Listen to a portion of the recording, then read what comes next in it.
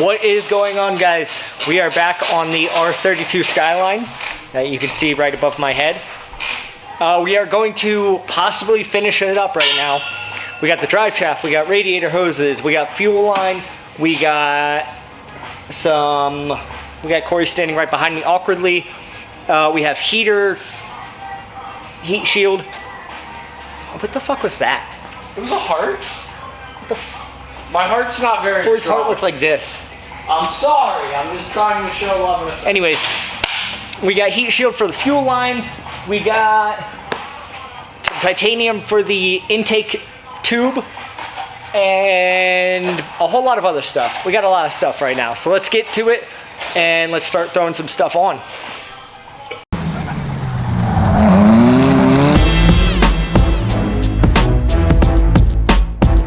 Okay, so Corey and Grant, sorry, gotta give you credit.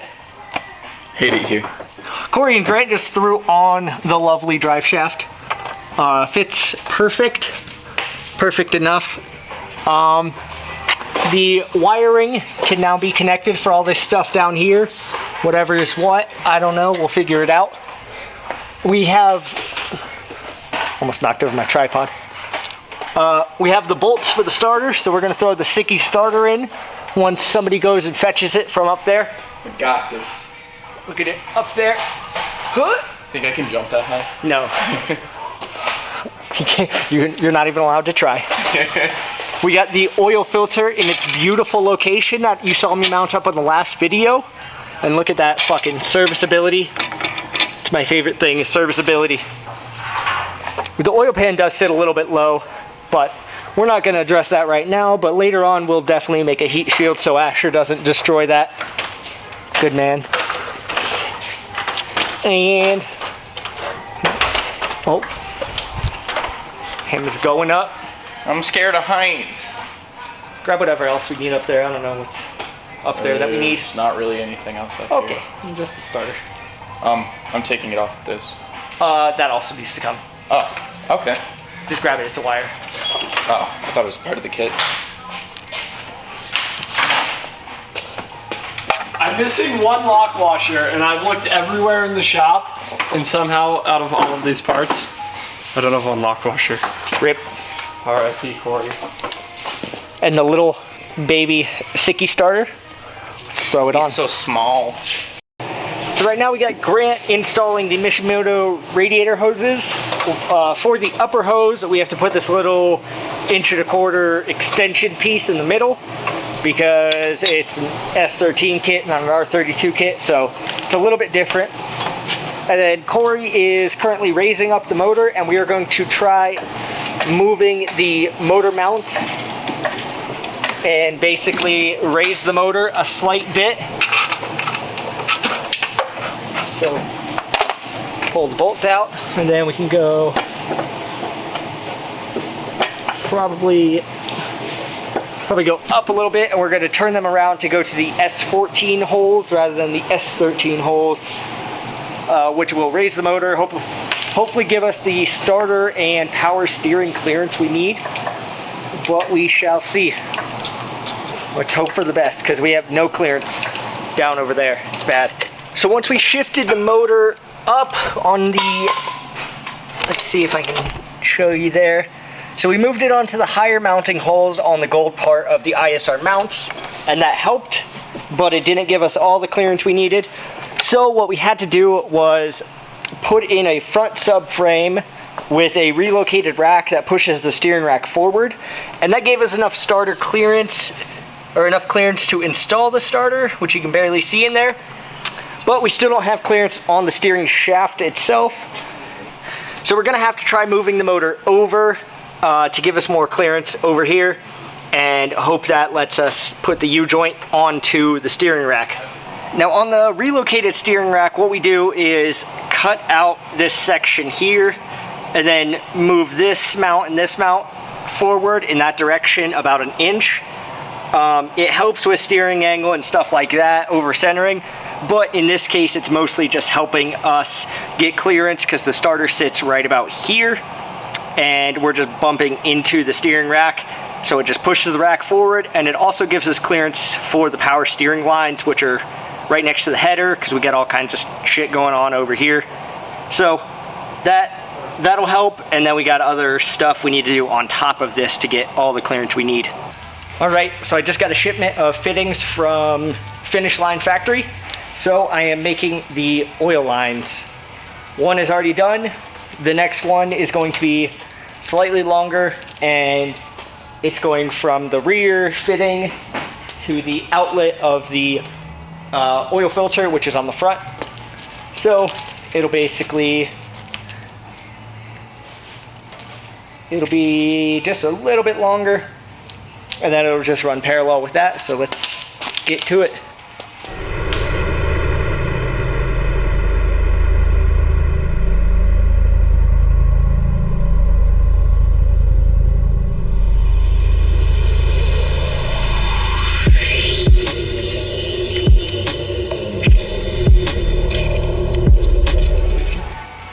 A little bit of anti-seize helps the threads not get stuck, and a little bit of grease helps it slide onto the hose.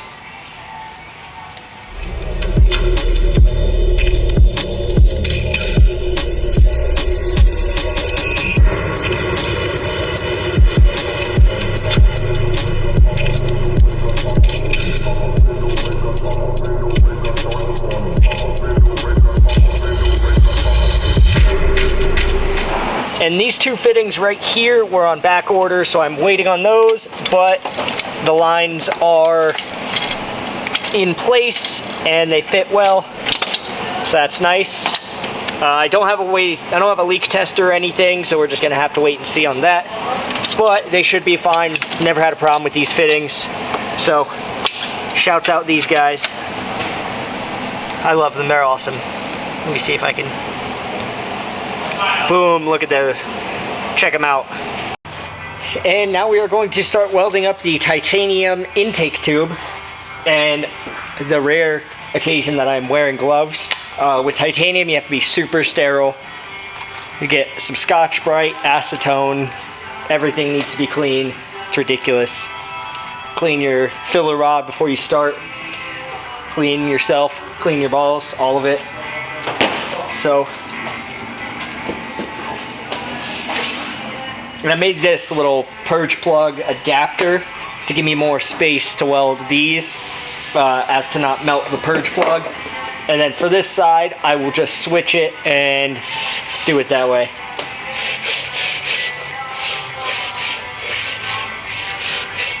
And then once we're done with this, we get to heat it and make pretty colors. I like pretty colors. Titanium is always pretty. I also made a mop handle out of a golf club. Yeah, he did. Now you're dripping water. I know.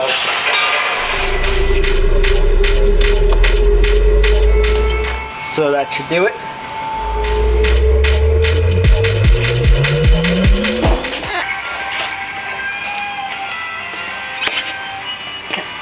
Jesus.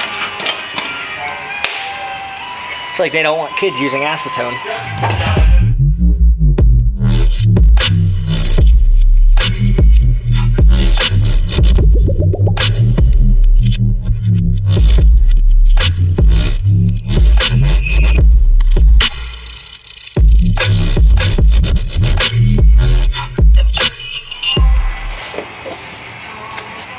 And that should do it.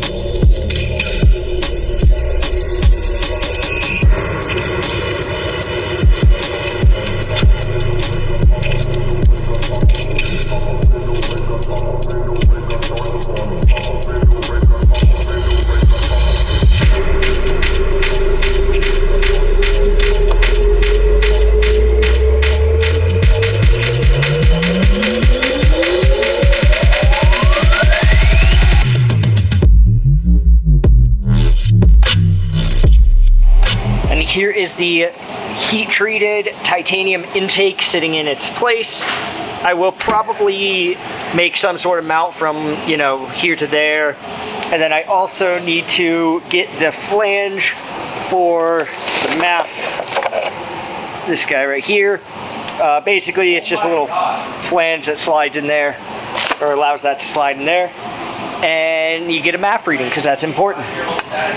And we got room that can pretty much go anywhere. And then I'll also be making probably a carbon fiber or stainless or something heat shield for the filter. And then we'll also probably be getting rid of the eBay filter. That's just kind of a mock-up. And another thing, we got the Optima battery in there because Corey was very urgent that it had to be in, not urgent, that's the wrong word, but Corey wanted an Optima battery because he rides Optimus dick. I never told him he needed one. I just said thoroughly recommended an Optima. I did thoroughly recommend, and you have to back me up on that too.